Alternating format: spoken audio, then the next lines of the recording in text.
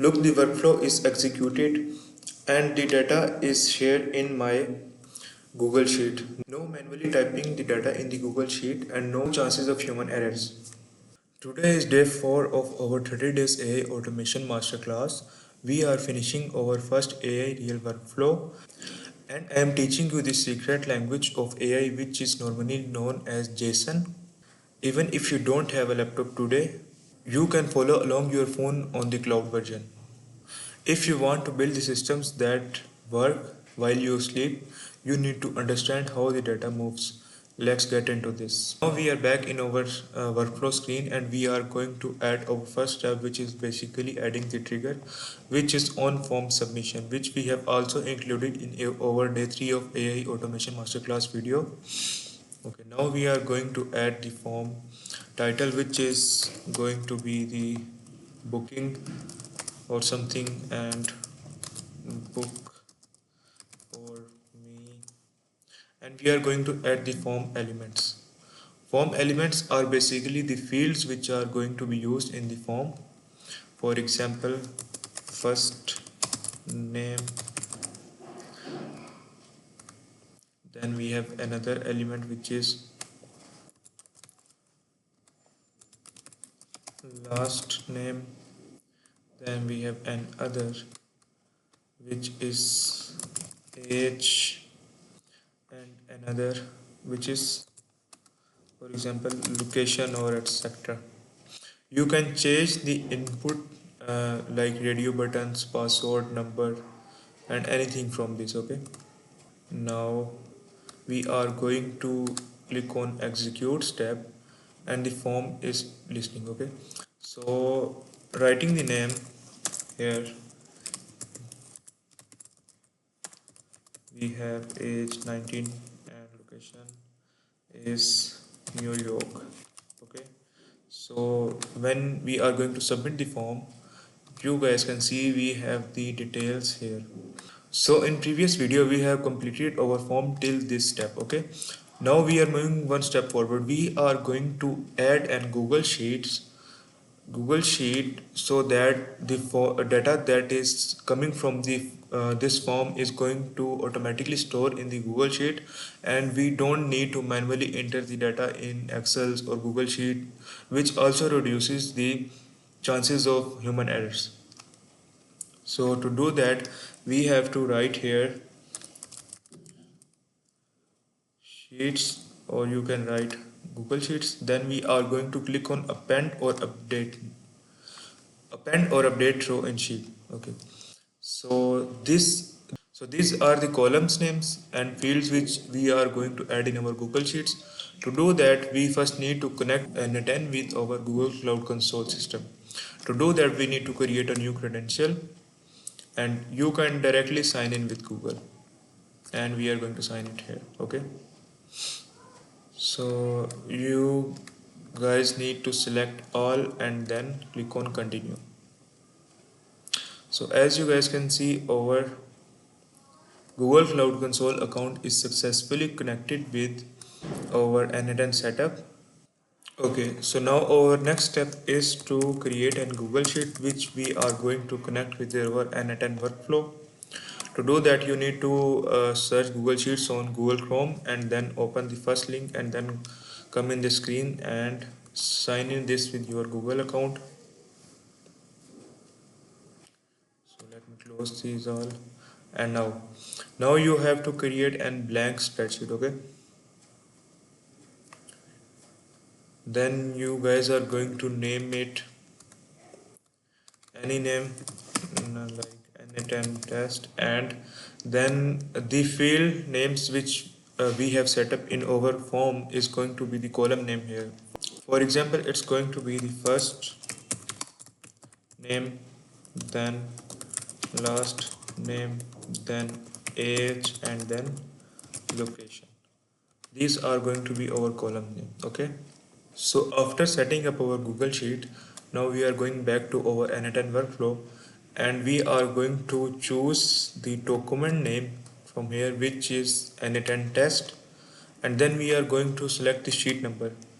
So we only just have sheet 1, which is single sheet. Okay, then As you guys can see, n8n has fetched all the columns from the Google Sheet, and now we are going to just drag and drop these elements from here, so that if someone fills first name in the form and in Excel sheet, first name also be stored there, not intersecting the columns or form fields.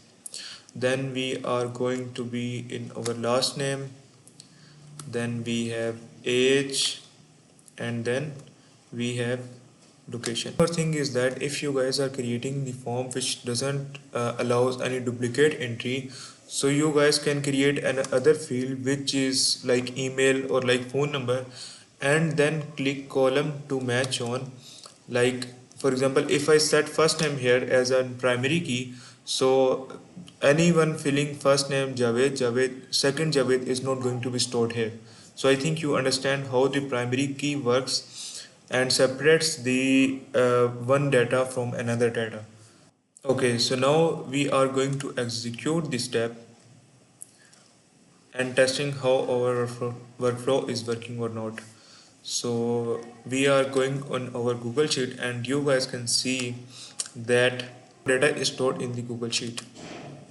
So now we are moving to our next topic, which is basically understanding what is JSON, how JSON work, what is the syntax of JSON, and how it actually contributes in the AI automation and AI domain.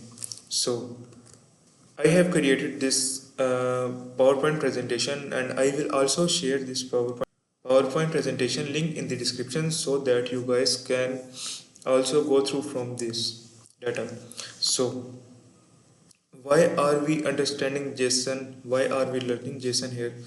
So basically JSON is the language which AI automation or n8n basically understands to translate our human written language to machine readable language. So whenever we are going to store data, we are going to store the data or giving the commands in the form of JSON. Now moving to next, basically JSON is a kind of a box in which our data is stored, and we are moving data from one place to next, from one node to another. To transfer the data from one node to another with a more accurate and more secure way, we are using the JSON language. JSON is basically known as JavaScript object notation. Labels are basically the keys which we are going to which we are going to assign to a specific set of data, which represents that this specific data contains this kind of information. For example, product name, price, and these labels are basically the column names of our Google Sheets, or you can simply say a field name in our form. So I think you understand it. What label is now. Moving next, we have items or values. The data which comes against the label is known as the items. For example, for the full name label, we are going to have Javed or Ahmed or John or something like that. So I hope you understand it. What are the labels and what are the values and items? So now moving next, we have basically the 5 essential JSON data types. So the first one is strings, the second one is numbers, the third one is booleans, fourth one is arrays, and fifth one is objects. So for number one, strings are basically for the textual input. For example, for the input of name or address, we are going to use the strings. Now moving next to numbers. Numbers are basically used for calculations or for phone numbers or for postal codes. Then we are moving to booleans. Booleans are basically true or false. Label of drug addict or smoking. So we can store the values in the form of yes or no. Then we have arrays. Arrays are basically for the lists. All the lists we are having in our n8n automation workflows, we or in JSON we are going to store it in the form of arrays. Then we have and objects. Objects are basically the whole package. Objects can be a set of multiple multiple data types, multiple data labels. So hope you understand the types of JSON. Now moving next, we are going to describe it more deeply. So with examples. So for the strings are basically sentences, words, names, addresses, as I have told you previously. And how can we support these strings in an JSON code is basically it is any string in our JSON code is quoted in double strings like this one, like this. As you guys can see in example, Jane Doe or New York or product description are the string. Now moving next, numbers. Numbers, I have told you already, numbers can be any phone number, any postal code, any sort of calculation in our JSON code. Uh, and they can be in the form of whole number, any form of integers, or in the form of decimal. In like you can see in example, we have 30, 99.9 and 1500. Okay, now moving next to type 3, which is basically boolean, which is simply true or false. Now moving to next slide, which is basically arrays. Now arrays are some sort of complex concept if you guys are not from any sort of tech or coding background. What is an array? An array is basically a collection of labels and multiple data types. For example, in here you can see that we have a string, we have a number array, we have a strings array. Okay, so so every time you guys are going to see this enclosed in this square bracket are basically an JSON type of array. Now moving next, we are into objects. As I have told you, objects can be the collective data of multiple data types. Like you guys can see here, it is enclosed in these sort of brackets, and we have here name and semicolon in between, then name, then age, then number, then city, and string and number and multiple. You can add here multiple true, false, or anything like that. Okay, so these are basically 5 types of JSON which I have explained to you. Now moving next, so here is the summary of JSON types, which is strings, which is textual data, numbers is numerical data, booleans is simply true or false, and arrays are ordered list, and objects are group data. So I hope you guys better understand what is the JSON and how we are going to use the JSON. Like in here, you guys can see that the data which is coming from the form is basically stored here in the JSON form also. So you guys can see first name, this is in textual, this is in textual, this is in numerical, and this is how the JSON code is written. This is very simple form of code. When we are going to create complex AI automation workflows, we are going to see a lot of lines in our JSON code, like 10,000, 15,000, or something like this one in bigger automations.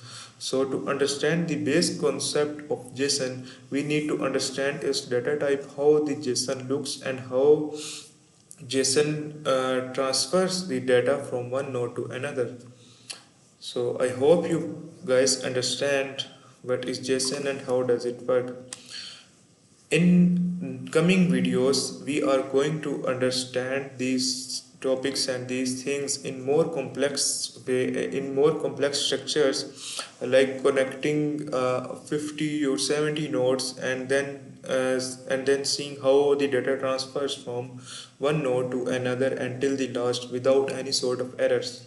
So this is how we guys can connect and Google Form with our n8n workflow and make and get the data stored in our Google Sheets automatically.